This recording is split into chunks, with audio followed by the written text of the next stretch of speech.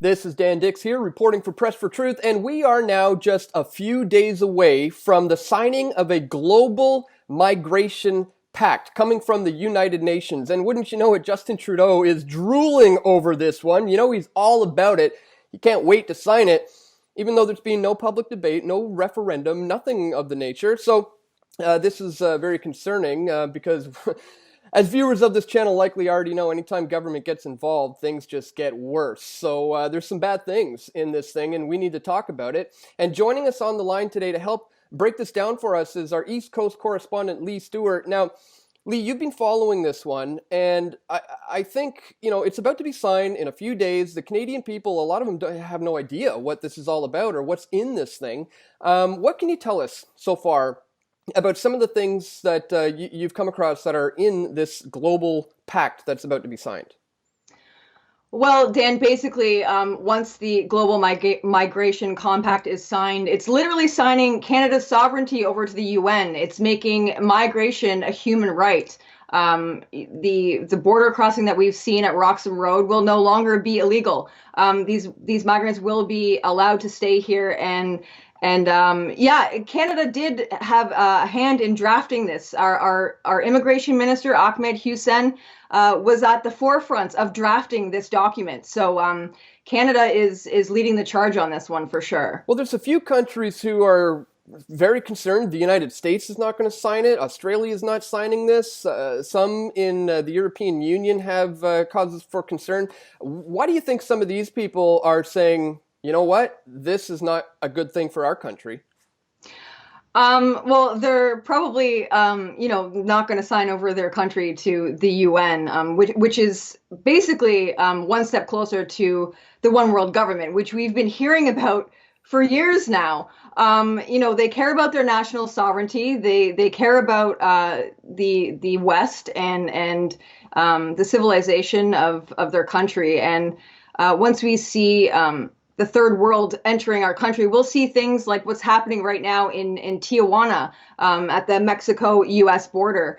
And, I do have a list of all the countries right now that have decided not to sign. As of right now, it's U.S., Hungary, Poland, Austria, Croatia, Australia, Israel, Italy, and Slovakia. So a lot of European countries are saying no to this, and Canada does have a petition that is sponsored by Maxime Bernier, and I encourage everyone to sign it so that it is able to be debated in the House of Commons to stop it. Now, when it comes to the provisions, is there anything that stood out to you as cause for concern for the Canadian people? Anyone in particular that you were like, whoa, that does not look good?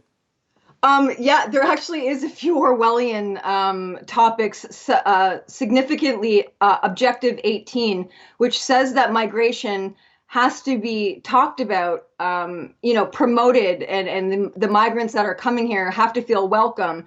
To quote it exactly, it says migrants must be empowered to realize full inclusion and social cohesion. There's even a section where it says that the mainstream media has to promote this. They can't talk negatively about this, or else their funding could potentially be taken away. This is completely Orwellian. This is the propaganda machine, and what Justin Trudeau is doing here is treasonous. What are they? I wonder what they mean by can't talk negatively about this, because for us here at Press for Truth, people who have been saying things like Islamophobia is a nonsensical term, isn't this a way for them to just use the hate speech laws to come at us and shut us down? I mean, it seems to me that provision is going to turn Press for Truth into something that they can call racist or hate fearmongers. Well, and you know what? It reminds me of Motion 103 or Bill C-16. It's a slippery slope. It's going to create hate speech laws in Canada where we are no longer allowed to critique something that we disagree with. It's absolutely Orwellian, and Canadians should be absolutely concerned about this, and should, like I said, sign the petition. There is a protest happening in Ottawa on Parliament this weekend. There's actually a few across Canada, so check your area. But I know there is actually one in Vancouver. But the one in Ottawa will be the biggest one, I believe, at 10 a.m. on Parliament Hill. And there is going to be probably met with some opposition who actually do support this and see nothing wrong with the Global Migration Compact. But we're literally days away, like you said.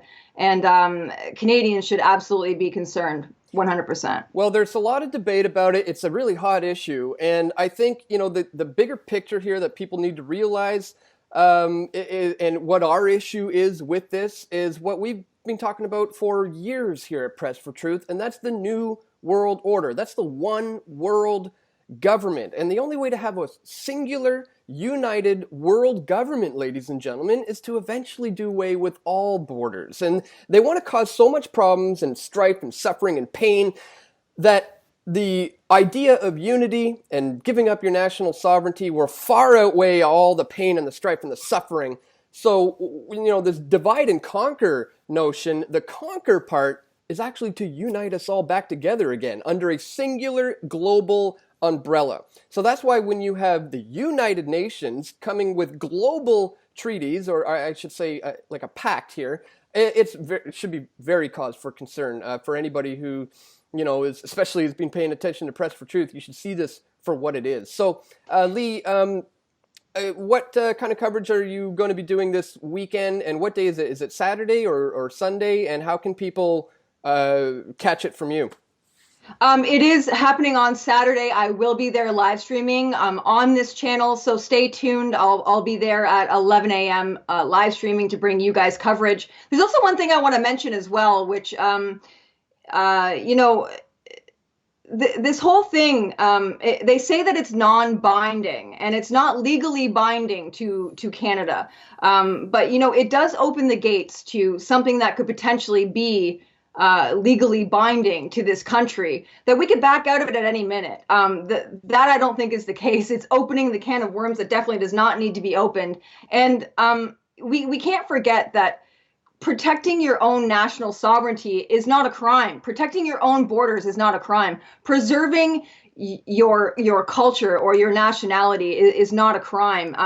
For one example, I'm going to use Quebec and how they have actually implemented laws. They've made it so that French is their first language. They've protected their culture in Quebec for a reason, and it's okay for Canada to do the same. There's nothing wrong with that. So that's a point that I want to make. Nothing we're saying here is racist.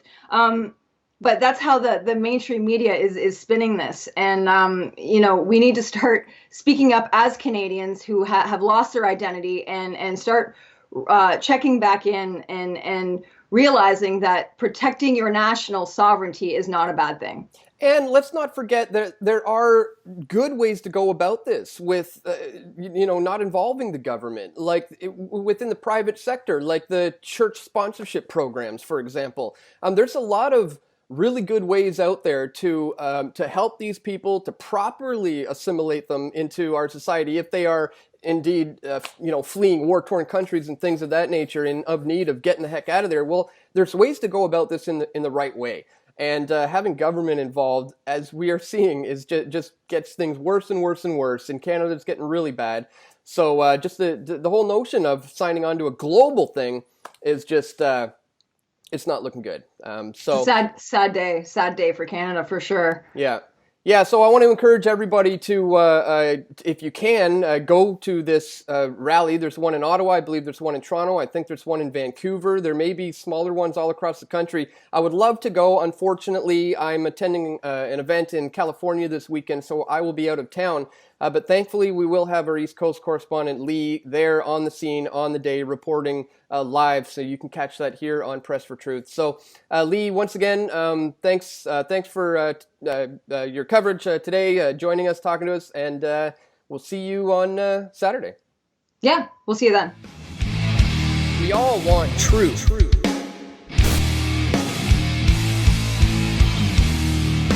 The truth will set you free.